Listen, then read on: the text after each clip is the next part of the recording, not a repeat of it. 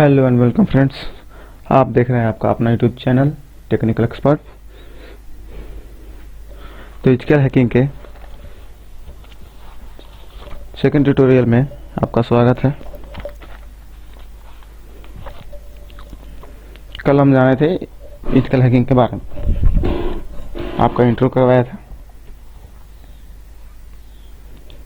और digital hacking के दूसरे भाग में यानी फुटप्रिंटिंग में आपका स्वागत है। तो वीडियो शुरू करने से पहले मैं आपको बता दूं, अगर आप इस चैनल पर नए हैं तो हमारे चैनल को सब्सक्राइब करें, लाइक करें और अपने दोस्तों के साथ शेयर करें जो डिजिटल हैकिंग सीखना चाहते हैं या जो इंटरेस्टेड हैं। चलिए वीडियो को शुरू करते हैं।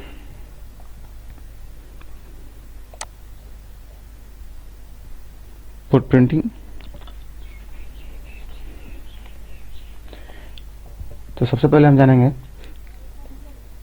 फुटप्रिंटिंग किसी भी हैकर का पहला कदम या फर्स्ट स्टेप होता है।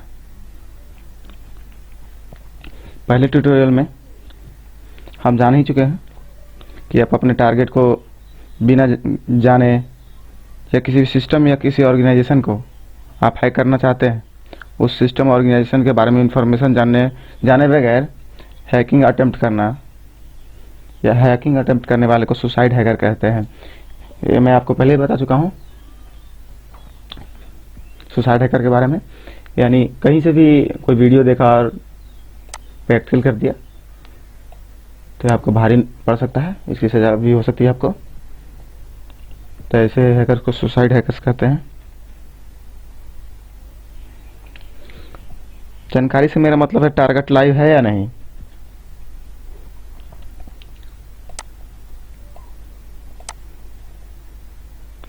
यानी उसका आईपी एड्रेस क्या है, जियोग्राफिकल लोकेशन क्या है, कितने सिक्योरिटी सिस्टम्स हैं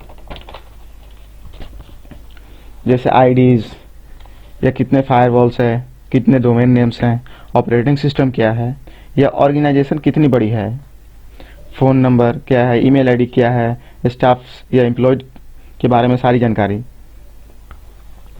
ये हमें रखनी पड़ती है।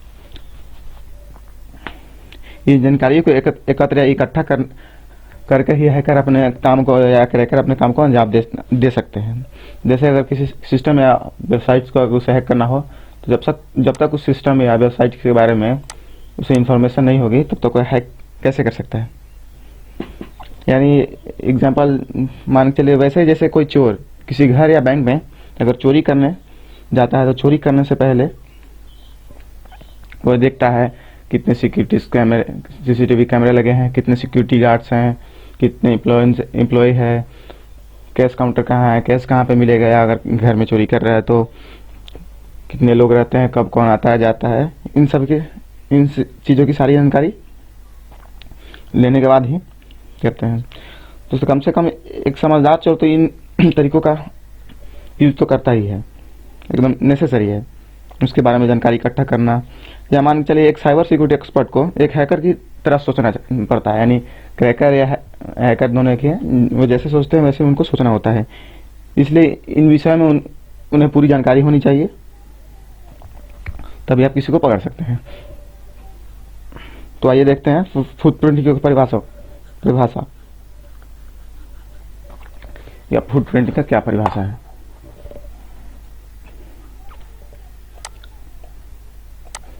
The fine arts of gathering target information, इसमें है कि समझदारी से किसी टारगेट के बारे में या विक्टिम्स के बारे में जानकारी इकट्ठा करना फुटप्रिंटिंग कहलाता है। कि जिस सिस्टम्स सर्वर को या वेबसाइट्स को हमें हैक करना है उसके बारे में इंफॉर्मेशन हमें चाहिए, तभी हम उससे कुछ कर सकते हैं। और फुटप्रिंटिंग को हम दो हिस्सों में बांटते हैं, एक्टिव और पैसिव। जैसे कि आप देख सकते हैं एक्टिव और पैसिव। तो सबसे पहले हम पैसिव के बारे में जानते हैं।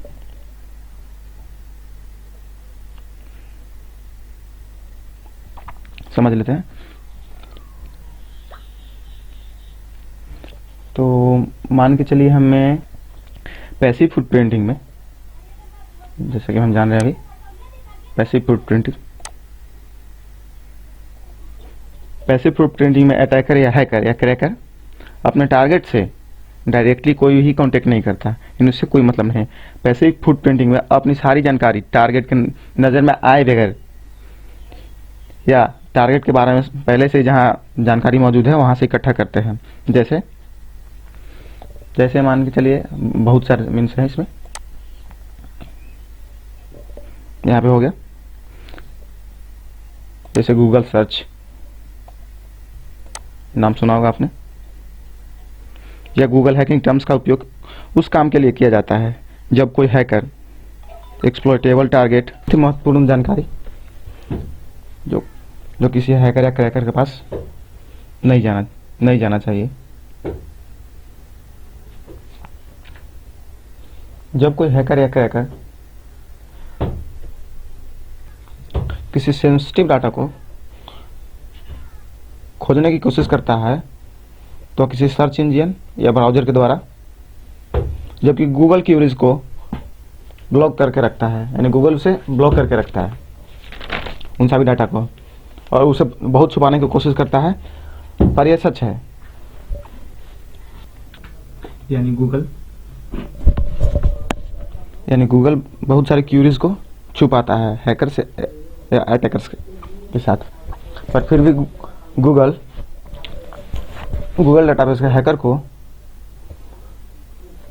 हैक करने से नहीं रोक पाता, वेबसाइट या उनकी कमियों को या उनके लूपहोल्स को लॉन्च करने से नहीं रोक पाता है। ऐसा वास्तविक में है। गूगल हैक एक टूल होता है, वो मैं आपको आगे वीडियो में बताने वाला हूँ। गूगल हैकिंग का अपना एक क्राइटेरिया होता है, इसमें कुछ चयनित शब्द का चयन होता है जिन्हें हम कीवर्ड्स कह सकते हैं, और इनका प्रयोग हम कॉलम के साथ करते हैं, जैसे इसमें इन URL, इन टाइटल, फाइल टाइप वगैरह इसमें है, यहाँ पे दिए हुए हैं जो भी इसमें है नाम। सेकंड है हमारा वॉइस क्यूरीज। वॉइस क्यूरीज के द्वारा हम domain names, registrations, IP address, registration dates, registration expiry dates, owner का नाम, ऑनर का फ़ोन नंबर, ऑनर का ईमेल ID, ऑनर का एड्रेस, ऑनर का लोकेशन, फिजिकल लोकेशन वगैरह, यानी जो भी जानकारी है ऑनर के बारे में वॉइस क्यूरीज के माध्यम से हम जान सकते हैं। तीसरा यहाँ पे हमारा आ जाता है, फिर हम अभी जानेंगे DNS, नेटवर्किंग एंड साइट्स।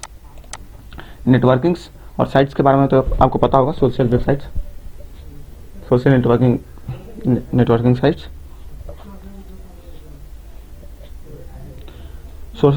दोस्तों सोशल नेटवर्किंग पर आजकल अपने डिटेल्स फिल करना आम बात हो गया है। जैसे कोई फेसबुक पे कोई अपना अकाउंट बनाता है तो उस पर अपने निजी जानकारी सारी चीज़ डाल देते हैं लोग, और आप अपने प्रोफाइल में सारी बातें बिना सोचे समझे डाल देते हैं। जैसे फेवरेट मूवी कौन सी है, फेवरेट पेट का नाम अपना डाल देते हैं, email ID, location, pet name, pin code, father's name, mother name, date of birth, phone number वगैरह सारी जानकारी अब पहले से फिल रहती है हमारी। जब भी किसी हैकर या क्रैकर को हमारा पासवर्ड हैक करना होता है, मान के चलिए किसी हैकर या क्रैकर को हमारा पासवर्ड हैक करना हो, तो गेसिंग पासवर्ड अटैक यानी गेसिंग पासवर्ड अटैक में हमारी जो प्रोफाइल की जानकारी है वो इनके काम आती है। तो मेरी सलाह है आपसे कि आप किसी भी मान के चलिए आप किसी भी सोशल नेटवर्किंग वेबसाइट पर जाएं तो वहाँ उतनी ही जानकारी डालें जितना उसमें चाहिए या जितना से आप उसे एक्सेस कर सकें, और अगर पूरी जानकारी डाले भी तो इसे किसी के साथ शेयर ना करें, प्राइवेट में रखें या उसे लॉक करके रखें।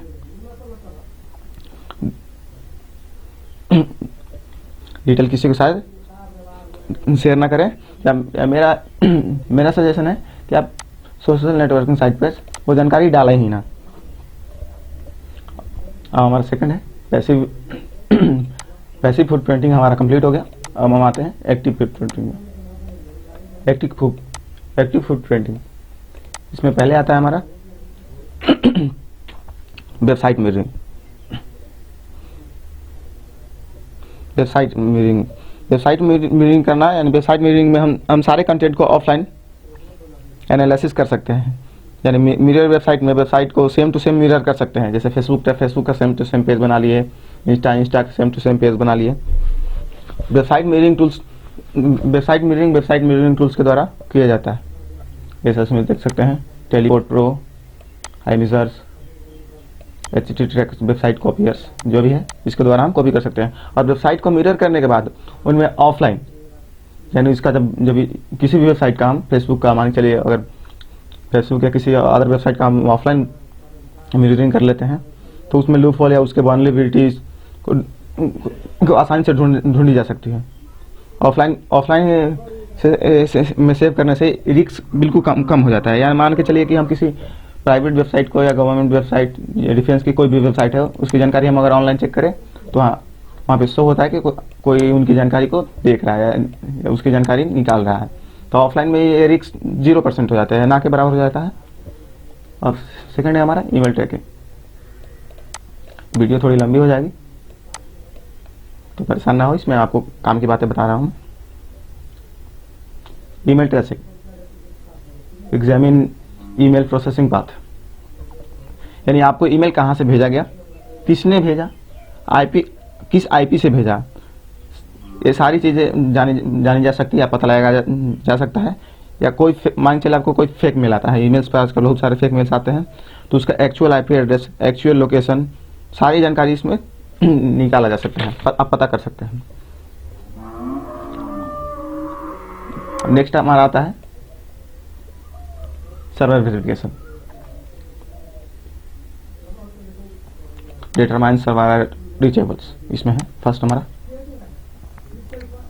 सर्वर रीचेबल का मानना यह है कि यानी हैकर जिस टारगेट को या जिस भी विक्टिम को हैक करना चाहता है, पहले वह देखता है कि वो सिस्टम लाइव है, ऑन है या नहीं है,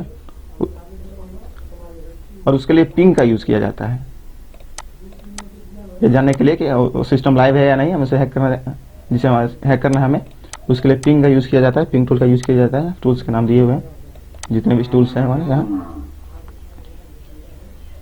सेकंड हमारा आता है ट्रेजर्स आया है इसमें, immediate network paths from attackers to target, यानी अपने सिस्टम से लेकर टारगेट के सिस्टम तक कितने राउटर से होकर हम गुजरते हैं, वो पाथ पता करने, यानी कितने आईपी एड्रेस से होकर गुजरे हैं या कितने राउटर से होकर हम अपने विक्टिम के पास कनेक्ट हो रहे हैं। उनमें सारी टूल्स का यूज होता है, ट्रेजर्स, विजुअल ट्रेट, सैम्प्स, TCR, ट्रेसर रूट, इन सारी चीज़ों का यूज किया जाता है।